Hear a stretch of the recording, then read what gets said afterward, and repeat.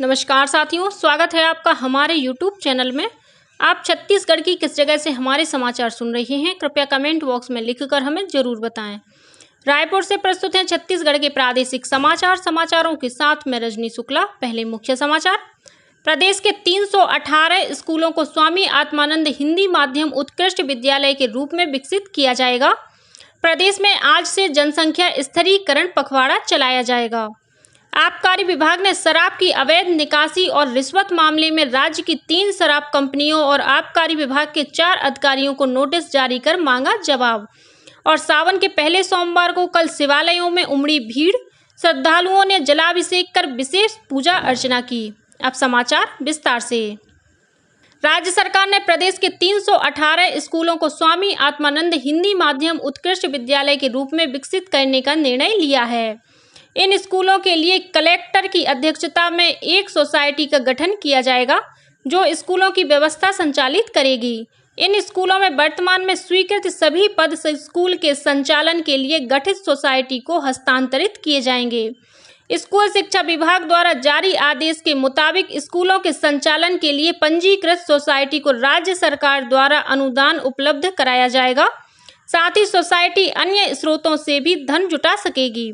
वहीं विद्यालय के संचालन के लिए आवश्यक पद शासन की अनुमति से समिति द्वारा स्वीकृत किए जा सकेंगे। इन पदों को सोसाइटी केवल राज्य शासन के स्कूल शिक्षा विभाग से प्रतिनियुक्ति पर ही भर सकेगी। सोसाइटी द्वारा सीधी भर्ती या संविदा नियुक्ति नहीं की जाएगी। आदेश में यह भी कहा गया है कि स्कूलों में वर्तमान में पदस्थ कर्मचारियों को प्रतिनियुक्ति पर लेना सोसाइटी के लिए अनिवार्य नहीं होगा। प्रदेश में आज 11 जुलाई से जनसंख्या स्थिरीकरण पखवाड़ा चलाया जाएगा। इस दौरान ग्राम से लेकर जिला स्तर तक विशेष अभियान चलाकर पुरुष और महिला नसबंदी के प्रति फैली अज्ञानता और भ्रांतियों को दूर किया जाएगा। पखवाड़े के दौरान ANM और मितानी ने घर घर जाकर चिन्हांकित हितग्राहियों को परिवार नियोजन के स्थायी और अस्थायी साधनों के बारे में बताएंगी। यह पखवाड़ा आगामी 24 जुलाई तक चलेगा।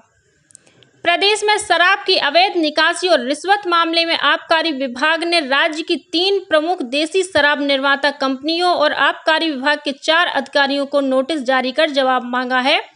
नोटिस में भ्रष्टाचार, रिश्वत के लेन देन और अवैध बिक्री में अधिकारियों तथा शराब निर्माता कंपनियों के बीच मिलीभगत का आरोप लगाया गया है। आबकारी आयुक्त जनक प्रसाद पाठक ने कहा है कि आबकारी शुल्क और अन्य करों का भुगतान किए बिना शराब की निकासी और रिश्वत की शिकायत के आधार पर नोटिस जारी किया गया है। इनमें welcome distillery Bilaspur, Bhatia wine merchant private limited Mungeli और छत्तीसगढ़ डिस्टिलरी लिमिटेड कुम्हारी को अवैध शराब की निकासी के संबंध में नोटिस जारी किया गया है। वहीं आबकारी उपायुक्त नीतू नोतानी, सहायक आबकारी आयुक्त विकास कुमार गोस्वामी, जिला आबकारी अधिकारी इकबाल अहमद खान और अशोक कुमार सिंह को भी नोटिस जारी किया गया है। इन सभी अधिकारियों पर अवैध तरीके से शराब की अवैध निकासी, टैक्स चोरी और रिश्वत लेने का आरोप है। छत्तीसगढ़ के राज्यपाल विश्वभूषण हरिचंदन ने अपने ओडिशा प्रवास के दौरान कल पुरी स्थित श्री मंदिर में भगवान जगन्नाथ के दर्शन कर पूजा अर्चना की और देश तथा प्रदेश वासियों की खुशहाली की कामना की। उनके साथ राज्य की प्रथम महिला सुप्रभा हरिचंदन भी उपस्थित थीं। वहीं राज्यपाल ने साक्षी गोपाल में पंच शाखाओं को पुष्पांजलि अर्पित की। मुख्यमंत्री भूपेश बघेल ने कल बालोद जिले के ग्राम भरदा टटेंगा में माता बिंदेश्वरी बघेल के नाम से निर्मित बिंदेश्वरी पार्क का लोकार्पण और उनकी मूर्ति का अनावरण किया। इस मौके पर श्री बघेल ने माता बिंदेश्वरी पार्क के सौंदर्यीकरण और सामुदायिक भवन निर्माण के लिए 50-50 लाख रुपए देने की घोषणा की। इसी तरह उन्होंने खरखरा नदी से मेन रोड टटेंगा तक 3.5 किलोमीटर सड़क निर्माण के लिए 65 लाख रुपए की राशि स्वीकृति की। इससे पहले मुख्यमंत्री ने शिव मंदिर में पूजा अर्चना कर प्रदेश वासियों की सुख समृद्धि और खुशहाली की कामना की। भारतीय जनता पार्टी ने चुनाव घोषणा पत्र समिति के बाद अब आरोप पत्र समिति बनाई है। वरिष्ठ विधायक अजय चंद्राकर को इस समिति का संयोजक बनाया गया है। वहीं पूर्व विधानसभा अध्यक्ष ओम प्रकाश पांडेय और वरिष्ठ नेता OP चौधरी समिति के सदस्य होंगे। कोंडागांव कलेक्टर दीपक सोनी ने कलेक्ट्रेट सभा कक्ष में आयोजित बैठक में कोकोड़ी में निर्माणाधीन एथेनॉल प्लांट की प्रगति की समीक्षा की। बैठक में उन्होंने एथेनॉल प्लांट निर्माण से जुड़ी एजेंसियों और अधिकारियों से बायरल टरबाइन, वाटर ट्रीटमेंट सहित प्रत्येक सेक्शन के निर्माण कार्यों की प्रगति की जानकारी ली। साथ ही उन्होंने प्लांट के निर्माण कार्यों को तेजी के साथ पूरा करने को कहा। इस अवसर पर उन्होंने प्लांट में जल्द से जल्द लोगों की भर्ती करने और भर्तियों में स्थानीय लोगों को प्राथमिकता देने के निर्देश दिए। राजनांदगांव जिले के सी मार्ट उत्पाद की बिक्री में प्रदेश में दूसरे स्थान पर है। इन केंद्रों से अब तक 2 करोड़ 15 लाख रुपए की वस्तुओं की बिक्री की गई है। सी मार्ट में अच्छी पैकेजिंग के साथ परंपरागत सहित अन्य वस्तुओं की बिक्री की जा रही है, जिससे लोगों का रुझान बढ़ा है। जिला कलेक्टर ने आश्रम छात्रावासों, स्कूलों, आंगनबाड़ी केंद्रों, स्वास्थ्य, महिला और बाल विकास विभाग सहित अन्य विभागों द्वारा सी मार्ट से खाद्यान्न तथा अन्य जरूरतों की सामग्रियों की खरीदी करने के निर्देश दिए हैं। सी मार्ट के माध्यम से स्व सहायता समूह की महिलाओं और परंपरागत कुटीर उद्योग द्वारा निर्मित उत्पादों का उचित मूल्य मिल रहा है। छत्तीसगढ़िया ओलंपिक की शुरुआत इस साल हरेली त्योहार पर 17 जुलाई से होगी। लगभग 2 माह 10 दिन तक चलने वाली यह प्रतियोगिता 6 चरणों में आयोजित की जाएगी। इसमें बच्चों से लेकर बुजुर्ग तक हिस्सा ले सकेंगे। प्रतियोगिता में दलीय और एकल श्रेणी में 16 तरह के पारंपरिक खेलों को शामिल किया गया है। इस बार के ओलंपिक में एकल श्रेणी में रस्सी कूद और कुश्ती को भी जोड़ा गया है। प्रतियोगिता का समापन 27 सितंबर को होगा। अधिकारियों ने बताया कि छत्तीसगढ़िया ओलंपिक का आयोजन सबसे पहले ग्रामीण और नगरीय क्षेत्रों में राजीव युवा मैदान क्लब स्तर पर आगामी 17 से 22 जुलाई तक नॉकआउट पद्धति से होगा। वहीं जोन स्तर पर यह प्रतियोगिता 26 से 31 जुलाई तक होगी।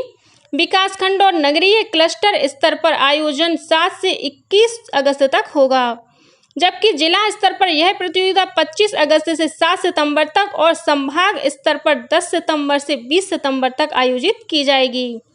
वहीं राज्य स्तर की खेल प्रतियोगिताएं 25 सितंबर से 27 सितंबर तक होंगी। छत्तीसगढ़िया ओलंपिक खेल में दलीय श्रेणी में गिल्ली डंडा, पिट्ठुल, संखली, लंगड़ी दौड़, कबड्डी, खो-खो, रस्साकसी और बाटी जैसी खेल विधाएं शामिल हैं। वहीं एकल श्रेणी में बिल्लस, फुगड़ी, गेड़ी दौड़, भंवरा, 100 मीटर दौड़, लंबी कूद, रस्सी कूद और कुश्ती शामिल की गई है। छत्तीसगढ़िया ओलंपिक में विकासखंड और नगरीय क्लस्टर स्तर पर विजेता प्रतिभागियों से लेकर राज्य स्तर के विजेताओं को प्रमाण पत्र और पुरस्कार दिए जाएंगे। महिला और बाल विकास मंत्रालय ने प्रधानमंत्री राष्ट्रीय बाल पुरस्कार के लिए आवेदन करने की अंतिम तिथि 31 अगस्त तक बढ़ा दी है। राष्ट्रीय स्तर का यह पुरस्कार वीरता, खेल, समाज सेवा, विज्ञान और प्रौद्योगिकी, पर्यावरण, कला और संस्कृति तथा नवाचार के क्षेत्र में दिया जाता है। मंत्रालय ने बताया है कि कोई भी भारतीय जिसकी आयु आवेदन प्राप्त होने की अंतिम तिथि तक 18 वर्ष से अधिक नहीं है, पुरस्कार के लिए आवेदन कर सकता है। कोई अन्य व्यक्ति भी किसी योग्य बच्चे को पुरस्कार के लिए नामांकित कर सकता है। छत्तीसगढ़ी साहित्यकार और मोर चिन्हारी छत्तीसगढ़ी मंच के अध्यक्ष नंद किशोर शुक्ल ने छत्तीसगढ़ी को राजकाज की भाषा बनाने के लिए जांजगीर से चंपा तक पदयात्रा की। इस मौके पर श्री शुक्ल ने कहा कि स्कूलों और सरकारी कामकाज में छत्तीसगढ़ी भाषा का उपयोग नहीं हो पा रहा है, इसलिए इस मुद्दे को लेकर पदयात्रा निकाली गई, जिसका उद्देश्य लोगों को छत्तीसगढ़ी भाषा के प्रति जागरूक करना है। कल सावन के पहले सोमवार के अवसर पर राजधानी रायपुर सहित प्रदेश भर के शिवालयों में भक्तों का सैलाब उमड़ पड़ा। श्रद्धालुओं ने भगवान शिव का जलाभिषेक और दुग्धाभिषेक कर विशेष पूजा अर्चना की।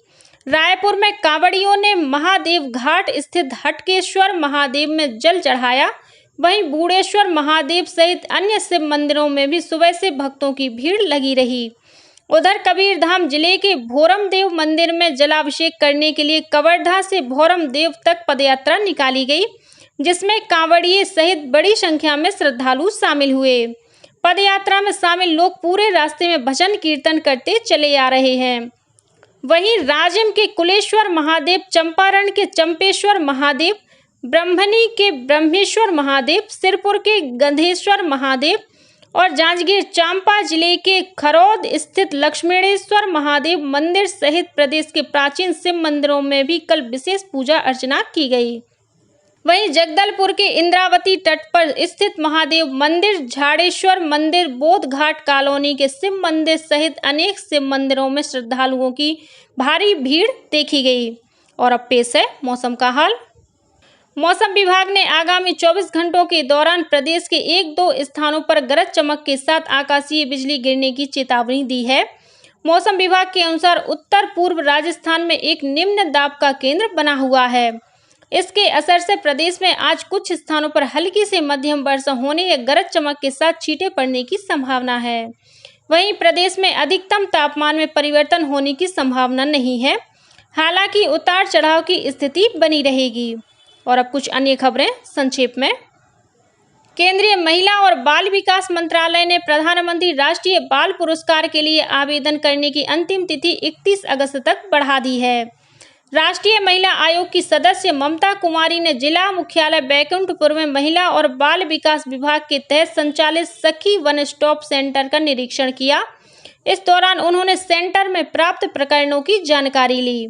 प्रदेश के सर्व विभागीय संविदा कर्मचारियों ने नियमितीकरण सहित अपनी विभिन्न मांगों को लेकर कल नवा रायपुर में धरना प्रदर्शन किया। इस दौरान कर्मचारियों ने मंत्रालय का घेराव करने का प्रयास भी किया।